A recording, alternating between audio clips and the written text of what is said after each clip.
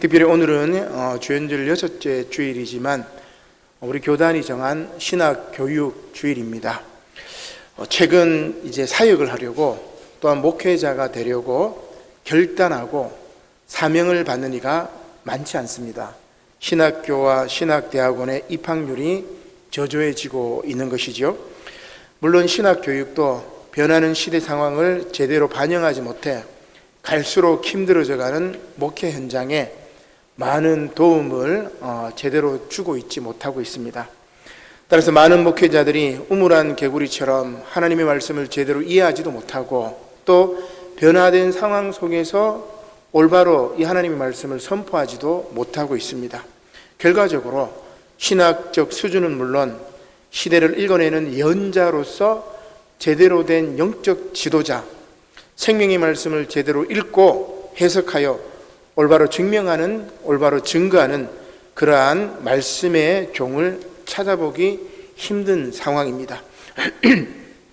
이 모든 것은 바로 신학교육의 부실 때문이죠. 오늘 신학교육주일을 맞아 하나님 나라를 사모하는 많은 이들이 생명의 말씀을 제대로 증언하는 훌륭한 목회자로 소명받기를 기도합니다. 또한 이를 위해 늘 신학교와 목사 후보생을 위해 기도하시는 저와 여러분들이 되시기를 주님의 이름으로 간절히 축원합니다. 오늘 주연절 6째 주일 말씀은 예수님께서 공생애를 시작하시면서 베드로와 안드레 형제 그리고 야고보와 요한 형제를 제자로 삼으시는 말씀입니다. 신학교육주일에 아주 적합한 말씀이지요. 따라서 이러한 관점에서 구약의 말씀을 보면 왜 신학교육을 해야 되고 목회자를 세워야 되는가? 우리 민족에게 바로 분단된 이 땅에서 신학교육은 무엇을 지향해야 하는지를 잘 보여주고 있습니다.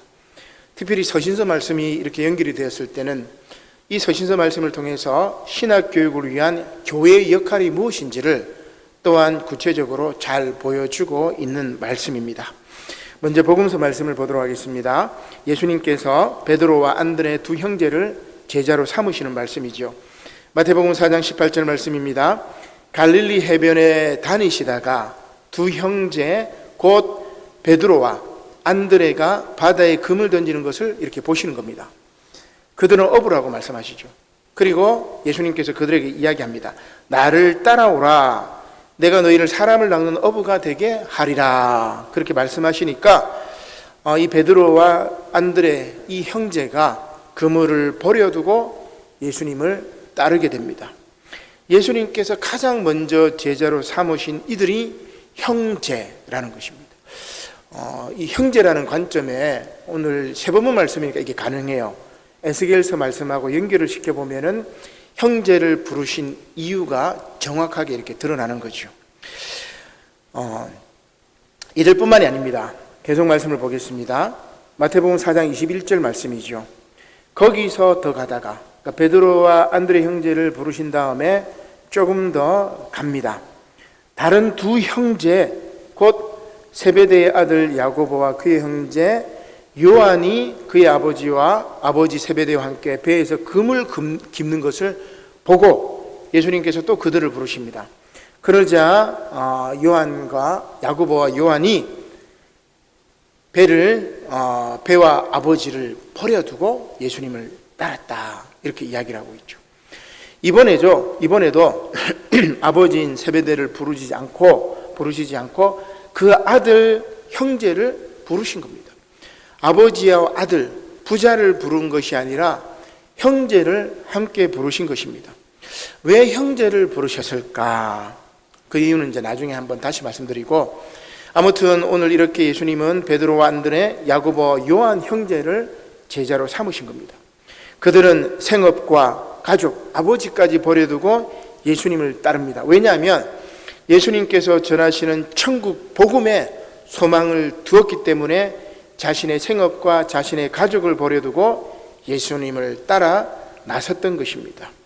이것은 병든 자, 귀신 들린 자, 고통받고 아파하는 이들을 고치시는 예수님의 천국 복음을 보고 그 천국 복음 하나님 나라에 함께 하고자 하는 이 제자들의 마음가짐이라고 볼 수가 있겠죠. 이렇게 예수님께서는 공생의 사역을 통해서 하나님 나라라는 새로운 세상을 열게 된 것입니다. 그리고 이 일을 위해서 예수님은 제자를 부르시고 세우시는데 가장 먼저 형제를 부르셨다, 이 이야기죠. 잘 아시다시피 현재 우리 민족은 남북으로 분단되어 있습니다. 4년 전에도 우리가 올림픽이 있었죠. 지금 이제 4년 후에 베이징 올림픽 지금 기간 중인데 4년 전에 평창 올림픽 때는 참 남북 분위기가 너무 좋았습니다. 그죠? 그래서 트럼프 대통령과 3자 회담, 2번의 회담을 했지만 그 결과가 좋지 않아서 지금 남북 관계가 아주 냉랭해진 그런 상황에 있는데, 어떻게 보면 남과 북은 한 형제입니다. 자, 그렇다면 오늘 신학교육주의를 맞아 한국 교회와 목회자들 또한 목사 후보생들에게 이 분단된 땅에서 주시는 하나님의 사명은 무엇일까? 아니, 우리를 부르시는 예수님은 도대체 우리 민족에게 또한 저와 여러분들에게 무엇을 요구하시는 걸까? 그렇게 물음을 가지고 성경 말씀을 볼 수가 있습니다. 그리고 오늘 구약 에스겔 말씀이 우리가 무엇을 해야 될지를 잘 보여주고 있는 거죠. 에스겔은 바벨론 포로 시기에 환상을 봅니다. 그래서 에스겔의 별명이 있어요. 환상의 연자, 환상의 선지자. 예레미야는 눈물의 선지자, 아모스는 정의의 선지자, 호세아는 사랑의 연자, 이렇게 별명이 붙어 있잖아요. 그죠? 에스겔은 제사장으로 유다의 19대 왕인 요야긴 왕과 함께 바벨론의 포로로 끌려갑니다. 2차 포로죠. 1차 포로 때는 다니엘이 이제 포로로 끌려가게 됩니다. 그리고 본토에 남은 이가 예레미야입니다. 이 동시대 연자들이죠. 에스겔은 바벨론에 있는 유다 포로들 가운데서 하나님의 환상을 예언합니다. 물론 이 환상은 예레미야와 달리 희망적인 환상이죠. 예레미야는 동족이 멸망당하고 70년 동안 바벨론의 포로로 잡혀갈 것이다, 민족의 멸망을 예언했기 때문에 눈물의 선지자라고 이야기를 할 수 있어요. 그러나 에스겔은 오늘 그가 보았던 환상을 통해서 미래의 희망을 이야기합니다. 그래서 에스겔이 환상의 연자이고 그 희망을 이야기하는데 바로 이제 두 가지죠. 바로 마른 뼈 환상하고 오늘 마른 뼈가 다시 부활하는 환상, 그리고 오늘 이제 본문 말씀입니다. 자, 오늘 본문 말씀 보도록 하겠습니다. 37장 15절 말씀입니다. 여호와의 말씀이 또 내게 임하여 이르시되, 두 번째 환상을 보여주는 거죠. 인자야, 너는 막대기 하나를 가져다가 그 위에 유다와 그 짝 이스라엘 자손이라 쓰고, 이 남유다를 말하는 겁니다. 또 다른 막대기 하나를 가지고 그 위에 에브라임의 막대기 곧 요셉과 그 짝 이스라엘 온 족속이라고 쓰고, 이건 북왕국 이스라엘을 이야기합니다. 대표적인 지파가 에브라임 지파이기 때문에 그래요. 남유다 대표적인 지파는 유다 지파잖아요. 자, 그 두 막대기를 서로 합하여 하나가 되게 하라. 에스겔 너의 손에서 둘이 하나가 되게 하리라. 그러니까 막대기 두 개를 이렇게 붙인 거예요. 자, 환상의 내용이 유다라고 쓴 막대기와 이스라엘이라고 쓴 막대기를 하나님께서 에스겔의 손 안에서 다시 하나가 되게 하는 그런 모습이죠. 잘 아시다시피 통일왕국이었던 이스라엘은 솔로몬 왕이 죽고 난 다음에 남유다와 북이스라엘로 분열이 되었습니다. 이후에 북이스라엘은 아시리아에 의해서 멸망이 되죠. 남유다는 바벨론에 의해서 파괴가 됩니다. 그리고 70년 동안 종살이를 하고 있는 거죠. 자, 그런데 오늘 에스겔이 본 환상은 뭡니까? 파괴되고 멸망되었던 남유다와 북왕국 이스라엘이 회복된다는 것입니다. 아니, 두 나라의 회복을 넘어서서 다시 하나가 됩니다. 갈라지지 않은 원래의 상태, 다윗과 솔로몬 시대의 그 통일왕국의 상황으로 다시 돌아간다는 것, 다시 하나가 된다는 것입니다. 따라서 사람들이 그 환상의 의미를 묻거든 하나님께서 에스겔에게 너는 이렇게 대답하라 라고 이야기를 합니다. 에스겔 37장 18절의 말씀이죠. 내 민족이 내게 말하여 이르기를 이것이 두 막대기가 네 손 안에서 하나가 되게 하는 그 뜻이 무엇인지를 묻거든 이렇게 말하라 하면서 이런 이야기를 하죠.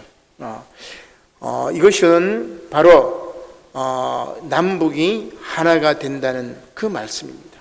놀라운 소망의 말씀이죠. 현재 지구상의 유일한 분단 국가인 우리 남북한이 주님 손안에서 다시 하나가 되는 환상입니다. 이를 위해 한 왕을 세우신다고 이야기를 하고 있죠. 그리고 다시는 그 나라가 나누어지지 않을 것이라고 말씀하고 있습니다. 에스겔 37장 20절 말씀입니다.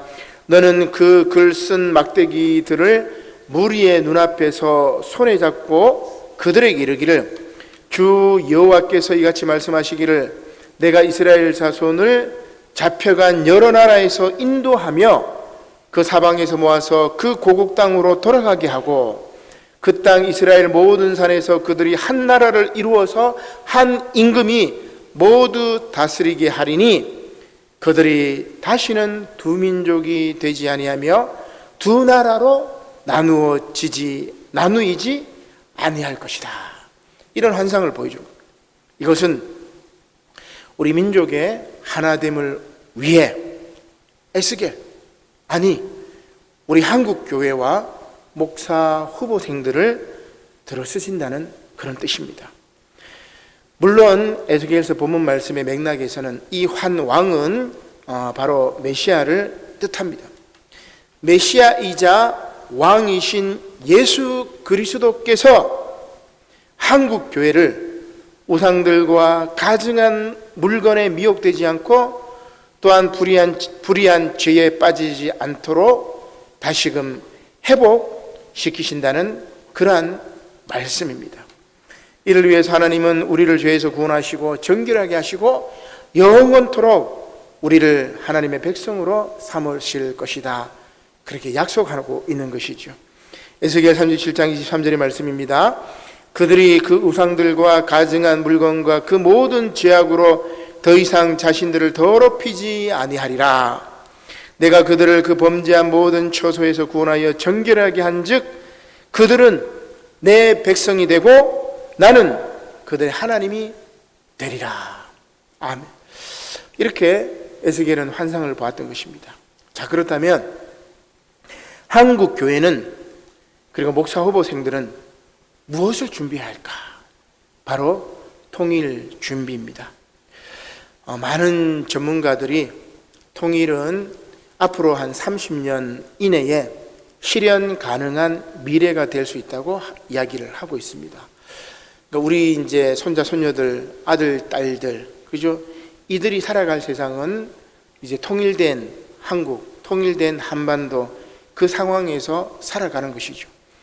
이것이 정말 좋고 민주적이고 평화적이고 하나님 손안에서 정말 하나가 되는 그런 통일이냐, 아니면 정말 전쟁과 또 뭡니까 정말 한쪽 편이 한쪽을 잡아먹는 그런 불의한 통일인가, 우리가 고민을 해야 될 터인데, 많은 전문가들은 30년 이내에 실현 가능한 것이 바로 통일이라고 이야기를 합니다.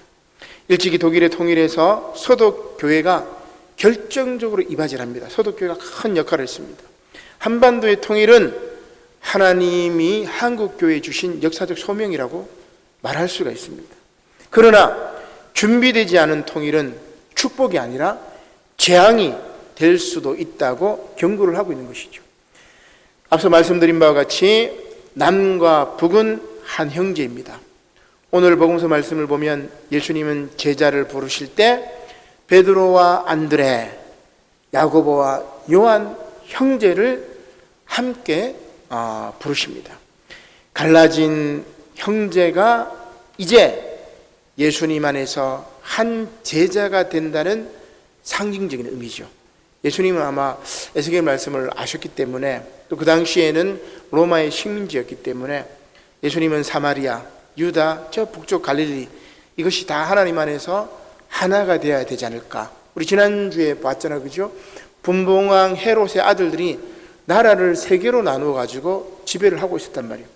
이것이 다시 하나님 손안에서 하나가 되기를, 더 나아가 지구촌 전체가 하나가 되기를, 더 나아가 지구촌의 인간뿐만이 아니라 동물과 식물과 하늘과 하늘의 별과 하늘의 달과 나무와 꽃들과 그 모든 것이 하나님 손안에서 하나가 되기를 바라지 않으셨을까, 그런 의미입니다. 자, 그러나 성경의 역사를 살펴보면 형제 간의 관계는 피해 역사였죠. 그죠? 성경에는 형제 관계가 좋지 않습니다. 대부분. 그죠? 인류의 문명 자체가 형제 살육의 역사였습니다.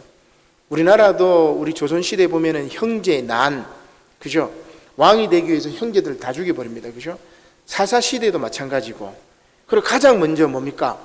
가인과 아벨 사건을 봐도 형이 동생을 죽인 그런 형제 살육의 역사가 태초부터 있었습니다. 로마 제국의 시조가 되는 로물루스 레무스 형제도 이 로물루스 형제가 동생 레무스를 죽여버리고 로마라는 이름을, 로마라는 나라를 세운단 말이에요. 늑대젖을 먹고 자랐던 두 형제입니다. 이들이 나중에 형인 로물루스가 동생을 살해하고 자기 이름으로 로마를 건국하게 되는 거죠. 형이 동생을 죽이고 세운 피해 문명이 바로 로마 제국이라는 것입니다. 그리고 성경 속에 있는 최초의 살인사건도 가인과 아벨 형제 살인사건이었죠. 그리고 여러분들 잘 아시다시피 요셉도 형들이 팔아넘깁니다. 죽이려고 하다가. 그리고 누굽니까?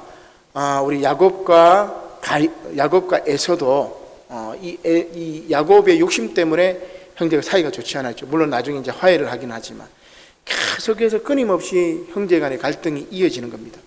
예수님은 인류사의 그 모든 이 역사를 아셨고 성경에 나오는 모든 인물들 형제 간의 갈등을 아셨기 때문에 베드로와 안드레를 보고 요한과 야고보를 보고 그 두 형제를 제자로 삼으셨던 것입니다. 자, 그리고 오늘 고린도 교회는 형제 교회, 더 나아가 어머니 교회인 예루살렘 교회를 위한 모금에 동참을 합니다. 참 이게 이제 놀라운 변화라고 볼 수가 있겠죠. 바울은 이렇게 형제 교회를 사랑하고 아끼는 그 고린도 교회 교인들을 칭찬을 하고 있습니다. 고린도후서 9장 1절의 말씀입니다. 성도를 섬기는 일에 대하여는 내가 너희에게 쓸 필요가 없나니 이는 내가 너희의 원함을 알미라. 내가 너희를 위하여 마케도니아인들에게 아가야는 이 그리스 펠레폰네소스 그 북쪽 지역입니다. 그 밑에 발칸반도 그 지역인데 그리스 북쪽이라고 생각하면 돼요. 그리고 고린도 교회는 그리스 제일 남쪽에 있는 거죠. 자, 마케도니아인들에게 아가야에서는 1년 전부터 준비하였다는 것을 자랑하였는데요. 마케도니아는 그리스 제일 북쪽에 있고 그 중간에 요 아가야 사람들이 있고 그 제일 밑에 이제 고린도 교회가 있단 말이에요. 그래서 이 고린도 교회 교인들에게 바울이 어머니 팔레스틴에 있는 이 예루살렘 교회를 어려운 교회를 지원하기 위해서 선교 헌금을 모금을 했습니다. 근데 이 아가야 지방에 있는 사람들은 1년 전부터 선교 헌금을 준비를 했고 그리고 이 북쪽에 있는 마케도니아 사람들에게 아가야 사람들이 준비를 하고 있습니다. 그리고 또 뭡니까? 고린도 교회 교인들도 준비하고 있습니다. 그래서 마케도니아로 이렇게 해가지고 다시 팔레스틴으로 이제 돌아오게 되는 거죠. 자, 그러면서 과연 고린도 교회 교인들이 열심히 많은 사람들을 분발하게 하였느니라. 그러니까 고린도 교회에서 어머니 교회, 형제 교회인 예루살렘 교회를 위해서 모금을 하고 선교 헌금을 모금하고 이렇게 하니까 다른 교회들에게 귀감이 되었다, 그 이야기입니다. 형제 교회이자 어머니 교회인 예루살렘 교회를 돕기 위해 고린도 교인들이 1년 전부터 선교 헌금을 준비했다고 합니다. 따라서 바울은 사람을 보내서 그 선교 헌금을 받아서 예루살렘 교회에 가져다 주려고 준비를 하는 겁니다. 이게 이제 그 고린도 후서의 후반부에 나오는 바울의 이야기입니다. 혹시 고린도 교회 교인들이 준비하지 못했을까 우려하기도 합니다. 그래서 이어지는 말씀이 바로 그 우려의 말씀인데 고린도후서 9장 3절이죠. 그런데 이 형제들을 보낸 것은 이제 바울이 제자들을 보낸 거죠. 고린도 교회에 보낸 겁니다. 이 형제들을 보낸 것은 이 일에 너희를 위한 우리의 자랑이 헛되지 않고, 이 일이라는 것은 선교헌금을 모으는 일을 말하는 겁니다. 내가 말한 것 같이 준비하게 하려 함이라. 고린도 교회가 예루살렘 형제 교회를 위해서 선교헌금을 준비하는 것 준비하게 하려 함이라. 혹 마케도니아인들이 나와 함께 가서 너희가 준비하지 아니한 것을 보면 너희는 고사하고 우리가 이 믿던 것에 부끄러움을 당할까 두려워하노라. 그래서 북쪽에 있는 마케도니아 사람들하고 같이 쭉 남쪽으로 내려가요. 내려가서 고린도 교회에서 준비한 거 1년 전부터 준비했는지 딱 보는데, 만약에 준비가 안 되어 있으면은 참 이렇게 좀 어색하잖아, 그죠? 그래서 부끄러움을 당하지 않도록 미리 준비해 주세요. 이렇게 편지를 쓴 것이 고린도후서 후반부입니다. 자, 왜냐하면 자기 교회가 아니라 다른 교회나 이웃을 돕기 위해 물질을 준비하고 연보를 한다는 것은 쉬운 일이 아니에요. 그렇지 않습니까, 여러분?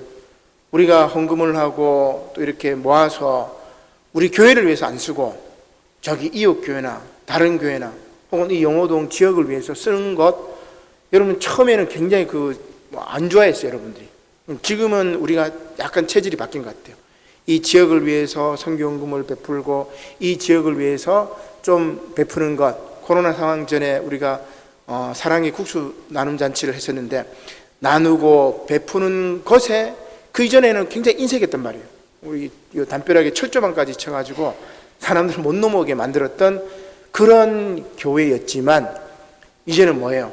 우리가 마음문을 열고 이웃에게 베풀고 약한 교회들에게 베풀고, 그렇게 하면은 하나님께서 갑절로 채워준다는 그 진리를 알았기 때문에 그렇습니다.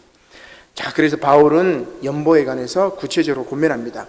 고린도후서 9장 5절의 말씀이지요. 그러므로 내가 이 형제들로 먼저 너희에게 가서 너희가 전에 약속한 연보를 미리 준비하게 하도록 권면하는 것이 필요한 줄 생각하였노니, 이렇게 준비하여야 참 연보답고 억지가 아니니라. 이해가 되시죠? 1년 전부터 저 형제 교회를 돕기 위해서 딱 작정하고 준비하는 게, 우리가 사랑의 헌금을 준비하는 것도 마찬가지입니다. 선교 헌금을 준비하는 것도 마찬가지예요. 계속해서 기도하고 준비하고 이렇게 하는 거죠. 이렇게 적게 심은 자는 적게 거두고 많이 심는 자는 많이 거둔다 하는 말이로다. 그리고 할 때 각각 그 마음에 정한 대로 할 것이요 인색함으로나 억지로 하지 말지니 하나님은 즐겨내는 자를 사랑하시느니라. 이렇게 이야기합니다. 자, 이렇게 바로 형제를 살해하는 가인의 후회가 아니라 타자를 인정하고 배려하는 진정한 하나님의 자녀들의 마음이 바로 이런 마음이에요. 자기를 위해서 쓰는 것이 아니라 남을 위해서, 또 교회를 위해서, 이웃을 위해서 물질과 마음, 이것을 쓰는 것이죠. 그러면 이들에게는 하나님께서 복을 주시어 모든 것이 넉넉할 것이라고 이야기를 합니다. 그죠? 왜냐하면 지난주 말씀처럼 연약한 지체를 위해 선한 일을 하는 것, 고린도전서 12장 22절 말씀이죠. 연약한 지체를 위해서 선한 일을 하는 것은 그의 의가 영원토록 있는 것이기 때문에 그렇습니다. 고린도후서 9장 8절 말씀입니다. 하나님이 능히 모든 은혜를 너희에게 넘치게 하시나니 이는 너희로 모든 일에 항상 모든 것이 넉넉하여 모든 착한 일을 넘치게 하게 하려 하심이라. 그가 흩어 가난한 자들에게 주었으니, 흩어진다는 말은 나누어 베풀어 가난한 자들에게 주었으니 그의 의가, 그죠? 그의 의가 어땠단 말이죠? 영원토록 있느니라. 놀랍죠, 여러분? 그죠? 사랑은 나누고 베풀 때 더 채워주신다는 거예요. 요거 안 나눠주려고 내 손에 꽉 움켜 잡으면 요게 그냥 쪼그라들어가지고 사라져 버려요. 그러나 요 작은 것 하나라도 이렇게 나눠주려고 펼치면 하나님께서 그 펼친 손에 갑절의 은혜를 부어주신다는 게 바로 오늘 이 고린도후서 8장 9장 8절과 9절의 말씀이죠. 사랑하는 성도 여러분, 우리의 소망과 의가 남북이 하나님 손안에서 하나가 되는데 쓰임받기를 소망합니다. 그리고 이것이 예수님께서 제자로 형제를 부르신 이유입니다. 또한 오늘 신학교육주의를 맞아 많은 목사 후보생들이 우리 민족의 하나됨을 위해, 또한 한국 교회의 재부흥을 위해 귀 쓰임 받기를 소망합니다. 그리고 우리 교회도, 우리 남부산 용호교회도 한 형제요 한 자매인 그들을 위해 기도하며 물질적 지원과 후원을 아끼지 않는 그리스도의 참다운 제자가 되기를 소망합니다. 그래야 하나님 나라 생명의 말씀이 이 땅에 가득하기를 바라는 그런 저와 여러분들이 되시기를 주님의 이름으로 간절히 축원합니다. 아멘. 기도드리겠습니다. 고마우신 하나님, 감사를 드립니다. 예수님께서 공생의 사역을 시작하시면서 하나님 나라 선교 사업에 함께할 사람들로 베드로와 안드레, 야고보, 요한 형제를 부르셨던 그 의미를 다시 한번 깨닫습니다. 인류의 역사는 로물루스와 레무스 형제가 형이 동생을 죽이고 세웠던 로마 제국의 역사, 다른 나라를 침략하고 죽이고 짓밟는 그러한 역사였지만, 또한 성경의 그 역사의 시작에도 형인 가인이 동생 아벨을 죽인 그러한 형제 살해 사건의 역사였지만, 하나님께서는 아담과 하와의 셋째 아들 셋을 통해 새로운 역사를 펼친 것을 기억합니다. 다른 사람을 배려하고 사랑을 나누고, 또한 그러므로 말미암아 하나님 나라의 새로운 역사를 창조했던 이 놀라운 새 역사의 시작이 오늘 우리 남부산 용호교회로부터 시작하게 하시고, 오늘 이 용호동으로부터 시작하게 하시고, 오늘 부산 남구 지역으로부터 시작하게 하시고, 부산 지역에서부터 시작하여서 이 지구촌 모두가 하나님 손안에서 사랑으로 하나가 되는 놀라운 역사가 임할 수 있도록 주여 축복하여 주시옵소서. 감사를 드리며 예수님의 이름으로 기도드립니다. 아멘.